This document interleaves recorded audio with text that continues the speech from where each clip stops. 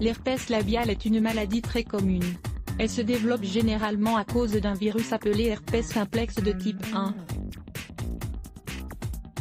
Ce dernier s'attrape au contact d'une autre personne qui a la maladie et nous transmet donc les boutons de fièvre. Il existe aussi d'autres cas d'herpès labial provoqués par le sexe oral, pratiqué aujourd'hui par la plupart des couples.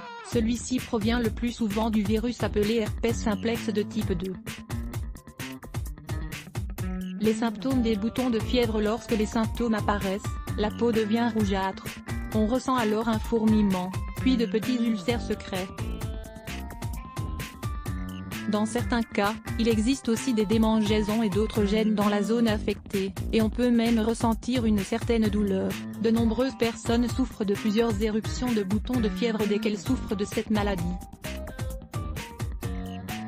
Mais parfois, la maladie peut être latente, elle n'apparaît alors que quelques années plus tard. Utilisez également, cet traitement d'origine naturelle pour combattre l'herpès labial. Que ressent-on lorsque l'on souffre d'herpès buccal?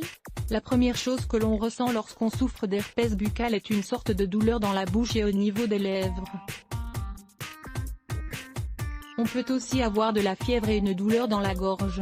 Il peut même y avoir une inflammation des ganglions que l'on retrouve autour du cou. Lorsque les petites ampoules ont commencé à apparaître sur n'importe quelle zone de la bouche, les ulcères s'ouvrent généralement, un liquide transparent en sort alors, une croûte se forme et elle ne disparaît qu'après quelques semaines. L'herpès labial peut être provoqué par la grippe, les fièvres, les périodes menstruelles, les émotions gênantes, les rayons du soleil, les températures basses, la fatigue et le stress. Lisez également, utilisez ces astuces incroyables pour dire adieu au stress. Les recommandations nécessaires. Il vaut mieux éviter de toucher certains fluides corporels qui pourraient être infectés. Il ne faut pas non plus embrasser quelqu'un qui est infecté par la maladie, et n'utilisez pas non plus les mêmes couverts que cette personne pour manger. Ne mangez pas dans le même plat, et ne buvez pas dans le même verre, bien évidemment. Utilisez un protecteur sur vos lèvres. C'est une bonne option pour éviter l'exposition solaire qui produit les éruptions. Le fer et le zinc sont deux vitamines très importantes pour le soin de la peau. Il faut donc suivre une alimentation basée sur ces deux composants. De même, n'hésitez pas à consommer des aliments qui contiennent d'autres vitamines, comme la vitamine A, B, C et E. L'ail est un aliment plutôt antiseptique, on peut donc en manger un à jeun, lorsque ce dernier est très frais.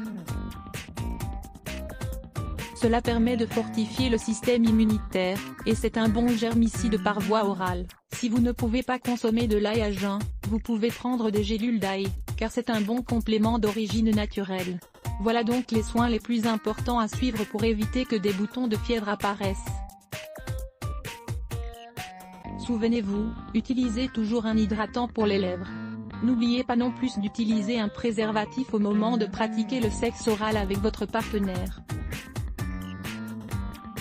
7 remèdes naturels contre les mauvaises odeurs vaginales. Les odeurs vaginales sont un problème courant que toutes les femmes éprouvent à un moment donné. Voici 7 remèdes naturels permettant de les éviter. Lire plus. Let's block ADS. Why?